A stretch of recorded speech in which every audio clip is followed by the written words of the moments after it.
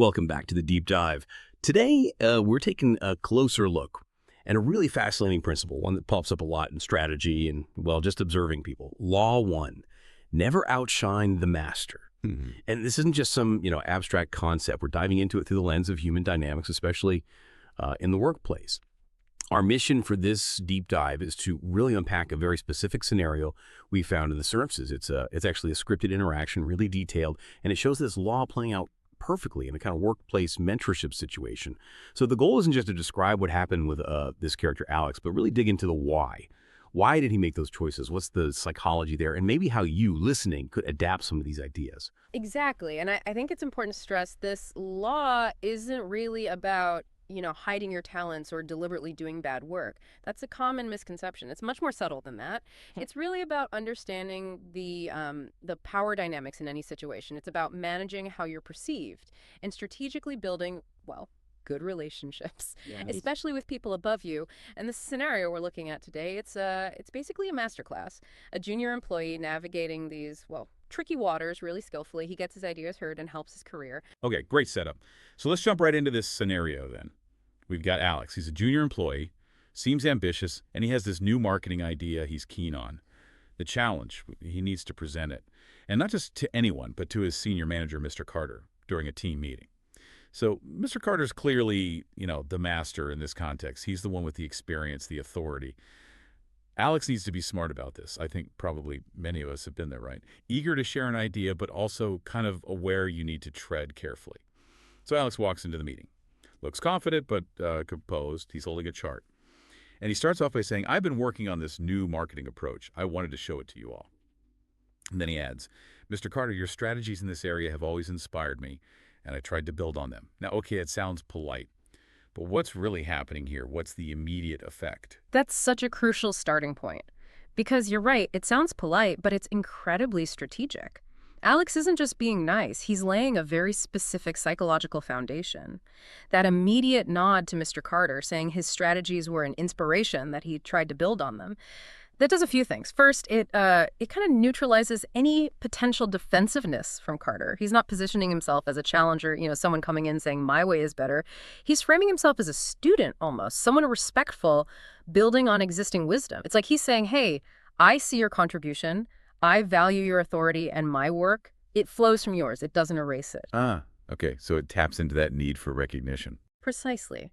That fundamental human need to feel valued, especially for someone like Carter, who's probably built his career on his expertise in this area. A new idea from a junior person, even a brilliant one, can feel like a threat if it's not framed right. Alex's opening completely disarms that. It makes Carter open, receptive, not resistant. And we see it work, right? The script mentions Mr. Carter gives a pleased nod. That confirms Alex hit the right note immediately. He built that baseline of trust and deference before even getting to the actual idea. Right, that makes perfect sense, setting the stage. So, okay, the groundwork is laid. Now Alex moves to his actual idea. He continues.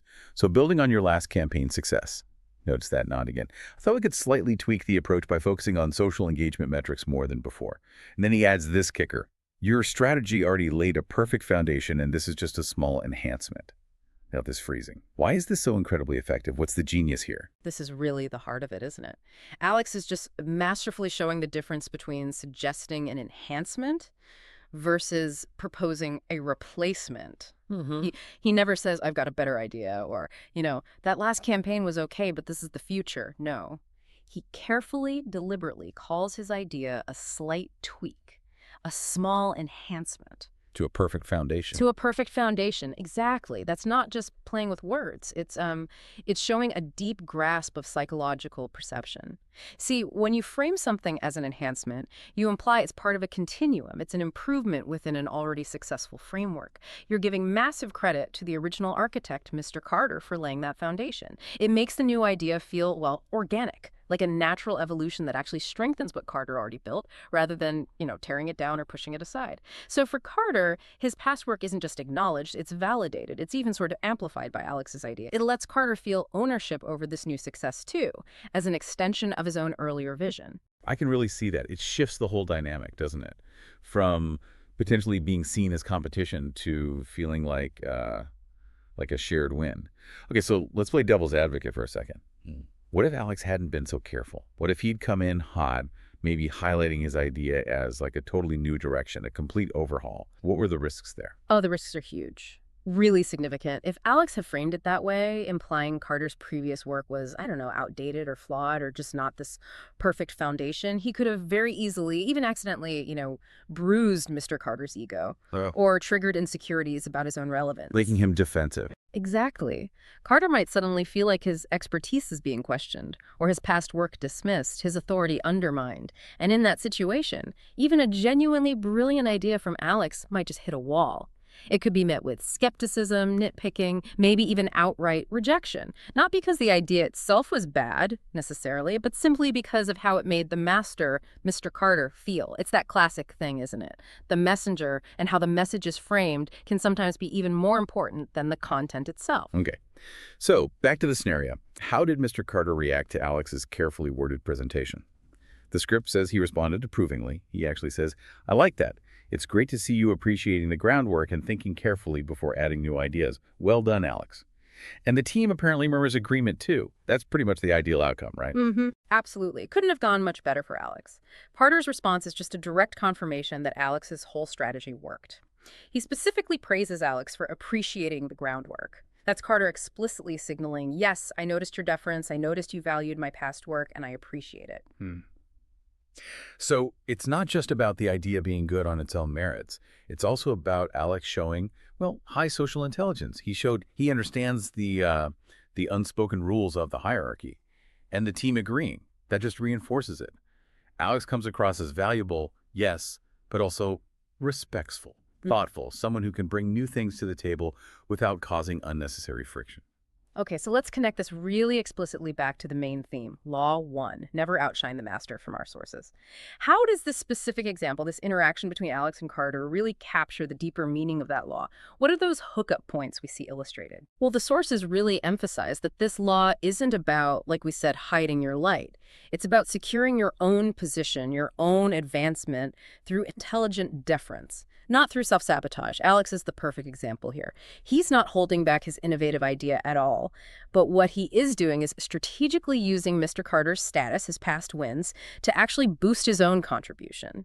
By framing his idea the way he did as that enhancement, he makes Carter feel respected, validated, maybe even more important, because his foundation enabled this new step. And that makes Carter more likely to back him. Exactly. It makes Carter far more inclined to support Alex, support the idea. It creates this mutually beneficial dynamic. Alex gets his idea approved, he gains favor, he builds political capital, and Carter feels affirmed, not threatened. It's really a long-term strategy, too. Alex is building a reputation. He's showing he gets it, he respects the structure. That's invaluable for moving up later on. And it wasn't just the words either, was it? You mentioned earlier he came in composed. The script mentions a smile. How much do those nonverbal cues matter in playing this out? Oh, they're huge. That's a really critical point that sometimes gets missed. Your body language, your tone, they can massively amplify or completely undermine your words. Alex's calm, respectful demeanor, that confidence without arrogance, it sends really powerful signals. It suggests he's not there trying to steal the spotlight. He's genuinely enthusiastic about the work, about contributing to the team's success. Imagine if he'd chosen the right words but delivered them, I don't know, aggressively or boastfully or maybe dismissively. The whole effect could have been ruined. Those nonverbals have to align to make the perception of respect and collaboration feel genuine. That makes sense. What about cultural differences? Does this idea of never outshine the master play out the same way everywhere? Or are there situations where it might need adapting? That's a really good question. It definitely highlights the complexity here. While I think the basic principle, respecting authority, managing perceptions, is pretty universal, how you express it can definitely vary. In some cultures that are very hierarchical or maybe more collectivist, you might see even more pronounced displays of deference being expected. Direct praise might be more common. Whereas in, say, a flatter organization, maybe a tech startup in Silicon Valley or something, the master might actually appreciate a more direct, challenging approach as long as it still feels fundamentally respectful. So the style might change, but the core idea remains. I think so, largely. The underlying psychology, that fundamental desire to avoid making someone in power feel obsolete, insecure, or challenged, that seems pretty consistent across most contexts. The key is always reading your specific environment, understanding those unwritten rules, and tailoring your approach. But the wisdom of managing perception, that holds true pretty widely. So bringing this back to you, the listener, what does all this mean in your own life? Because this isn't just some arcane rule for corporate climbers, right? It feels like a much broader lesson in, well, social intelligence, strategic communication. And it goes way beyond just the office. It's about realizing that when you present an idea, or really any contribution, it's not just about how good the idea is on paper. It's also hugely about how you position yourself relative to the people you're talking to, especially if they're, a superior, a mentor, anyone in a position of authority.